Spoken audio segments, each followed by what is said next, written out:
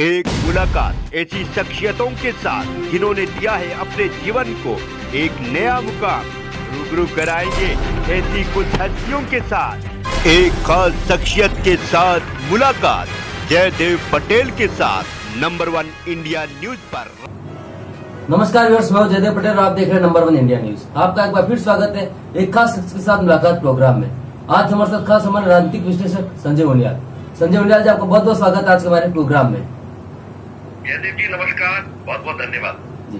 संजय उनियाल जी, आपसे मेरा पहला सवाल है कि यूनिफॉर्म सिविल कोड क्या है और देश को यूनिफॉर्म सिविल कोड का क्या आवश्यकता है?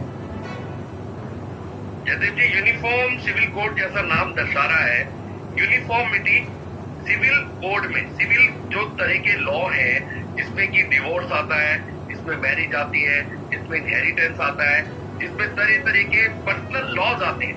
जब भी पर्सनल लॉज आते हैं उनके अंदर यूनिफॉर्मिटी, एक सारिता, एक जैसा व्यवहार, एक जैसा लॉ, एक जैसा कानून, वो सब हो, इसके लिए यूनिफॉर्म सिविल कोड का जो है ना, मुझे लगता है कि लॉन्च हुआ है।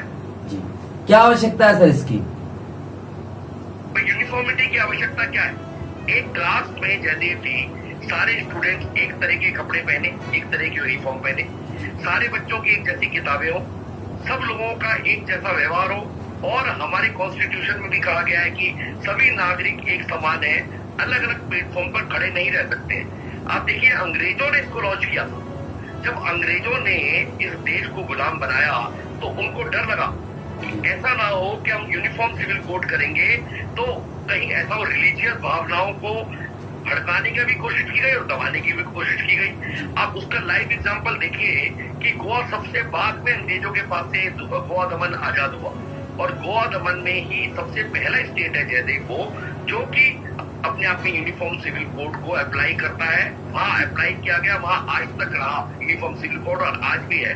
तो इसका रीजन क्या था कि मुस्लिम्स के लॉ, पर्सनल लॉज अलग रहे, हिंदूज के पर्सनल लॉज अलग रहे, और उन हिंदूज को जिनको के पर्सनल लॉज में हिंदू कोड बिल अप्लाई किया गया, उसमें वो सारे लोग थे जिनका कि एनआरसी सीए में लोग शोर मचा रहे हैं। बौद्धों को, सिखों को, पारसियों को, जैनियों को और हिंदुओं को एक साथ हिंदू कोड बिल में रखा गया, और उनके मेंटेनेंस को लेके, इनहेरिटेंस को लेके, मैरिज को लेके, डिवोर्स को लेके सारे के सारे कानूनों के साथ छेड़छाड़ की गई सरकार द्वारा। परंतु मुस्लिम्स के किसी भी लॉ को, पारसीज के लॉ को भी चेंज किया गया, परंतु क्रिश्चियंस और मुस्लिम्स के लॉ को कभी चेंज नहीं किया गया, क्योंकि उनको तो आपने हमेशा हिंदुओं को सौतेला व्यवहार किया गया एक खास सरकार द्वारा, कि उसका रीजन है क्या, यूनिफॉर्म सिविल कोड की सख्त जरूरत है। जी। संजय उनियाल जी, यूनिफॉर्म सिविल कोड से देश में मिलेगा न्याय या तनाव बढ़ेगा? देखिए, अगर हम इस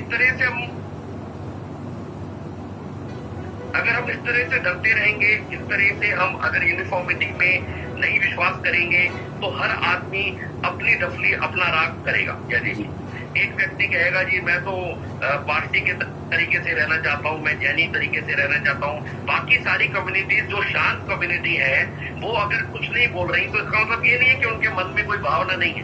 यूनिफॉर्मिटी तो इस देश की ब्यूटी है, कॉन्स्टिट्यूशन में ये मेंशन है। आप देखिए, 19 से 25 आर्टिकल में लगातार यूनिफॉर्मिटी की बात कही है। Directive principle of state policy article 44 में मेंशन किया गया है।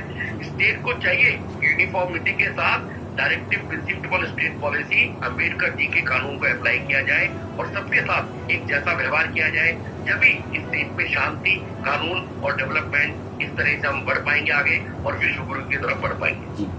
संजय उनियाल जी, क्या आपको लगता है कि इस देश में यूनिफॉर्म सिविल कोड जब आना शुरू हो रहा है, बीजेपी शासित राज्यों से शुरू हो रहा है, तो इसे आसानी से देश में लागू किया जा सकेगा? जयदेव जी, नथिंग इज इम्पॉसिबल।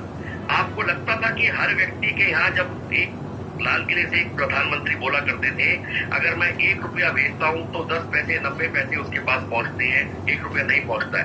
तो आपने ये नोटिस किया कि हर व्यक्ति के पास चूल्हा पहुंचा, 35 से 33 करोड़ जो जनधन अकाउंट खुले गए, जो कि अपनी आवाज में WHO ने रिकॉर्ड बनाया।